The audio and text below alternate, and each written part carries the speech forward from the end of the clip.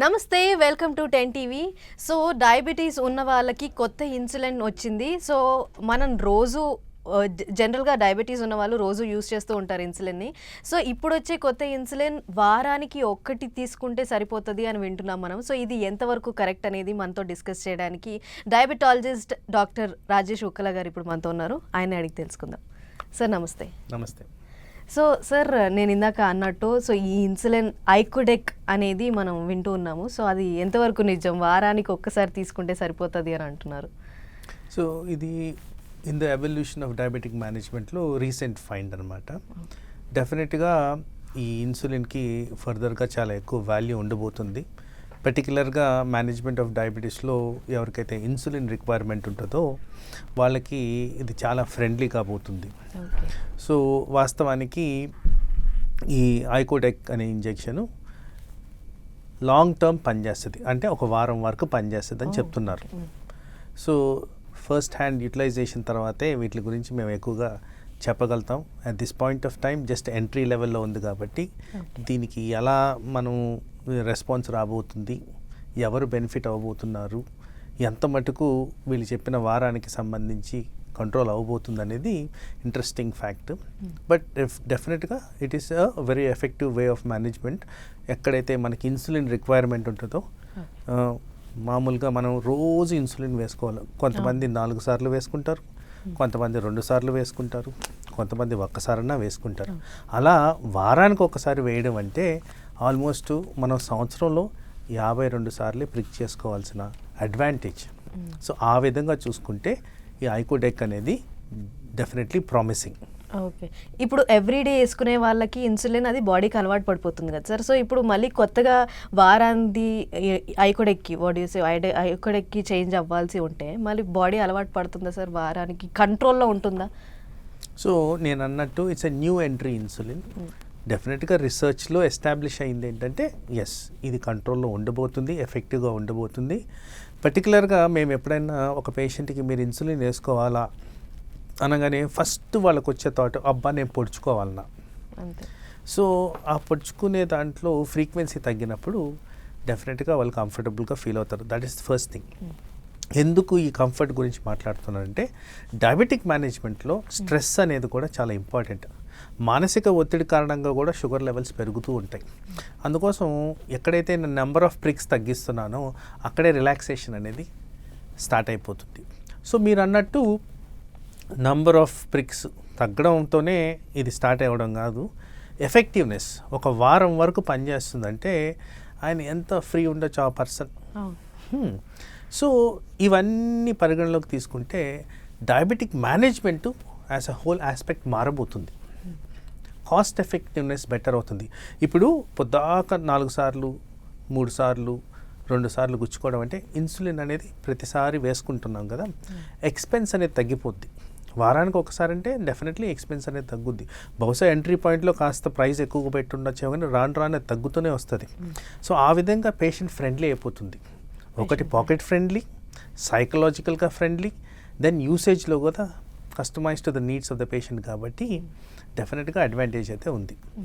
కానీ sir weekly dose అనేది miss అవుతే ఒకవేళ ఏం జరుగుతుంది? సో జనరల్గా రికమెండేషన్ ఏ మెడిసిన్కైనా మిస్ అయినప్పుడు మీరు గ్రహించంగానే వేసుకోండి అని చెప్తాం.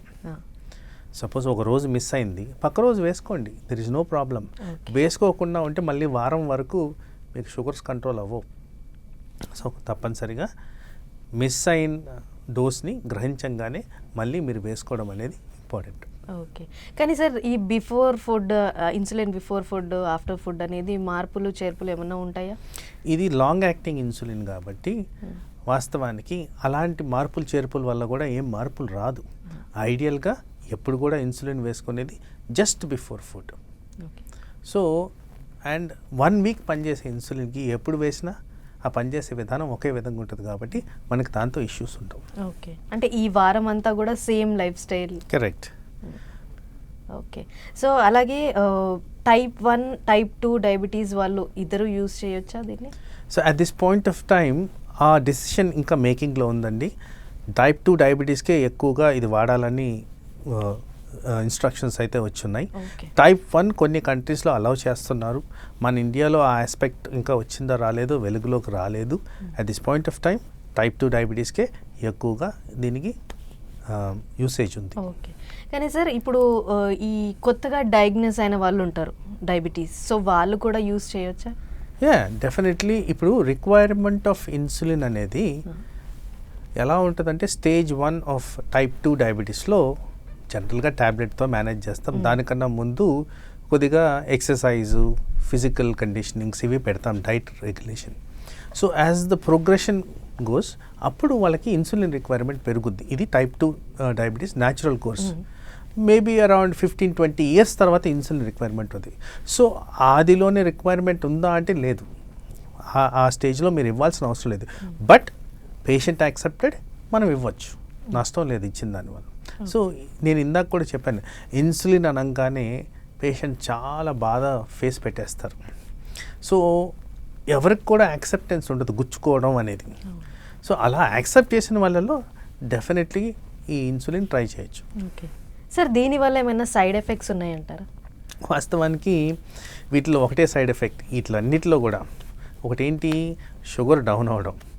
సో ఇవి షుగర్ డౌన్ అయ్యే విధంగా పనిచేస్తాయి కాబట్టి ఆ పరిస్థితులు సపోజ్ మనం ఇన్సులిన్ వేసేసుకున్నాము, సరిగ్గా ఫుడ్ మేనేజ్ చేయట్లేదు, షుగర్ డౌన్ అయ్యేదానికి ఛాన్సెస్ ఎక్కువగా ఉంటుంది. కాబట్టి ఇదొక్కటి మనం గమనించుకోవాలి. ఓకే, అంటే వీక్లీ మనకు కొంచెం తేడా వస్తుంది, రిస్క్ ఆఫ్ హైపోగ్లైసీమియా అనేది ఉంటుంది. ఓకే, అది మాత్రం గమనించుకోవాలి. కానీ సార్ దీని ప్రైస్ ఎంత ఉంటుంది ఇన్సులిన్? నేను విన్నది అరౌండ్ బ్రాకెట్ ఆఫ్ 400 to 500 అని చెప్పారు. ఎగ్జాక్ట్ ప్రైసెస్ ఇంకా అది రిలీజ్ అయిన తర్వాత మార్కెట్లోకి వచ్చిన తర్వాత తెలుస్తుంది. సో ఇది ప్రభుత్వ ఆసుపత్రుల్లో కూడా అందుబాటులో ఉంటుంది? డెఫినెట్గా వాళ్ళు అకామిడేట్ చేసుకుంటే any drug can be available. I'm sure government అది అవైలబిలిటీ చేసే విధంగానే చేస్తారు. ఓకే, ఈ హెల్త్ ఇన్సూరెన్స్ కానీ లేకపోతే వీటిల్లో కూడా ఇంక్లూడ్ అవుతుంది ఇది? ప్రొవైడెడ్ మనం కానీ దాన్ని డిక్లేర్ చేసి మనకు డయాబెటీస్ ఉందంటే వాళ్ళకున్న స్పెక్ట్రమ్ ఆఫ్ కవరేజ్లో ఇది డెఫినెట్లీ అప్లికబుల్ కదా.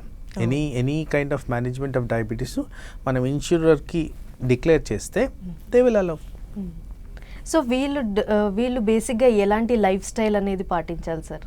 సో ఇది essentially normal for any diabetic. ఈ ఒక్క ఇన్సులిన్ తీసుకునే వాళ్ళనే కాదు, ఎనీ డయాబెటిక్ పర్సన్ నేను ఎప్పుడు చెప్తున్న విధంగానే లైఫ్ స్టైల్ అనేది ప్రాపర్గా మేనేజ్ చేయాలి. సో లైఫ్ స్టైల్లో వివిధ రకాలు మనం కన్సిడర్ చేయాలి. డయాబెటిక్ మేనేజ్మెంట్ ఆఫ్ డయాబెటీస్లో ముఖ్యంగా ఉండాల్సింది ఏంటంటే రెస్ట్ అండ్ రిలాక్సేషన్. అది చాలామంది అంటే పట్టించుకోరు, వాల్యూ ఇవ్వరు. సో స్లీప్ అనేది ఇంపార్టెంట్, మానసికంగా రిలాక్స్ అవ్వడం అనేది ఇంపార్టెంట్. ఎందుకంటే కరెంట్ వాతావరణంలో చాలామందికి స్ట్రెస్ అనేది ఎక్కువగా ఉంటుంది. ఆ స్ట్రెస్ని తగ్గిస్తే షుగర్ లెవెల్స్ కంట్రోల్ అవుతాయి. ఇది ఎస్టాబ్లిష్డ్ సైంటిఫిక్ ఫ్యాక్ట్. నిద్ర సమంగా పోతే హార్మోనల్ రెగ్యులేషన్ బెటర్గా ఉంటుంది. డయాబెటీస్ అనేది హార్మోనల్ రెగ్యులేషన్ ద్వారానే జరుగుద్ది. సో అది కూడా చాలా ఇంపార్టెంట్. ఆ నిద్రపోవడం కూడా రాత్రులు పడుకోవాలి. అంటే చాలామంది అనుకుంటారు, ఈరోజు కూడా నన్ను ఒక పేషెంట్ అడిగారు, సార్ మేము ఎప్పుడు పడుకుంటే ఏంటి, మీకు ఆ 8 అవర్సే కదా కావాల్సిందని. అలా కాదు, రాత్రి పడుకుంటేనే ఆ బెనిఫిషియల్ ఎఫెక్ట్స్ వస్తాయి. And then exercise mandatory. Any diabetic పర్సన్లో ఎక్సర్సైజ్ అనేది కంపల్సరీ 150 minutes పర్ వీక్ అనేది కంపల్సరీ చేయాలి. జనరల్గా రికమెండేషన్ నేను చేసేది 3 kilometers వాక్ కవరింగ్ 30 minutes. ఇది చేసుకుంటే డెఫినెట్గా మనకి బెనిఫిషియల్ ఎఫెక్ట్స్ ఉంటాయి. అలాగే మనం ఎప్పుడు కూడా మిస్ కాకుండా ఉండాల్సింది డైట్లో ప్రోటీన్ శాతం ఎక్కువ ఉండాలి, కాంప్లెక్స్ ఫైబర్ కార్బోహైడ్రేట్స్ అనేది తీసుకోవాలి, రీజనబుల్ అమౌంట్ ఆఫ్ ఫ్యాట్, కొంత ఫ్యాట్ మన బాడీకి కావాలి, reasonable amount of fat. So ఆ విధంగా తీసుకుంటే డెఫినెటివ్గా మనకి డయాబెటిక్ రెగ్యులేషన్ బెటర్గా ఉంటుంది. అండ్ మోస్ట్ ఇంపార్టెంట్ నెగ్లెక్ట్ కాకుండా ఉండాల్సింది టైమింగ్ ఆఫ్ ఫుడ్. ఈ టైమింగ్ ఆఫ్ ఫుడ్ ఎలా ఉండాలి, మార్నింగ్ అరౌండ్ 7:30-8 లోపల breakfast, 1 o'clock lunch, and by 7:30-8 dinner అన్నిటికన్నా లైట్గా ఉండాల్సిన అవసరం ఉంది. అండ్ నెగ్లెక్ట్ కాకుండా ఉండాల్సిన సిచ్యువేషన్ ఒకటి, వాటర్ ఇంటేక్. ప్రాపర్గా వాటర్ తీసుకుంటే డయాబెటిక్ రెగ్యులేషన్ బెటర్ ఉంటుంది. సో వాస్తవానికి ఈ యొక్క ఇన్సులిన్ వాడేవాళ్ళే కాదు, ఎనీ డయాబెటిక్ పర్సన్ ఇవన్నీ ఫాలో అయితే డెఫినెట్గా డయాబెటీస్ ఆప్టిమైజ్ అవ్వడానికి ఛాన్సెస్ ఎక్కువగా ఉంటాయి. ఓకే, కానీ సార్ ఇందాక మీరు ప్రోటీన్ అన్నారు, ప్రోటీన్ సప్లిమెంట్స్ ఏమైనా తీసుకుంటే? ప్లెంటీ ఆఫ్ ఆప్షన్స్ ఉన్నాయి. చాలా ఎక్కువగా మార్కెట్లో అవైలబుల్ ఉన్నాయి ప్రోటీన్ సప్లిమెంట్స్. డయాబెటీస్ని ఉద్దేశించే ప్రోటీన్ సప్లిమెంట్స్ ఉన్నాయి. అలాగే న్యాచురల్గా న్యూట్రిషనిస్ట్ని కానీ డైటీషియన్ని కానీ కలిస్తే వాళ్ళు tailor made protein supplements advice చేస్తారు. ఓకే. సో వీళ్ళు ముఖ్యంగా డయాబెటీస్ వాళ్ళు అవాయిడ్ చేయాల్సిన ఒక 3 ఫుడ్స్ మీరు చెప్పండి సార్. అంటే ఇక్కడ అవాయిడ్ చేసిన 3 ఫుడ్స్ అని కాదు, జనరల్గా ఏదైతే షుగర్ కంటెంట్ ఎక్కువ ఉంటుందో, అంటే ఇప్పుడు అందరు అనుకుంటారు ఫ్రూట్స్ అనేవి డయాబెటిక్ ఫ్రెండ్లీ అనుకుంటారు.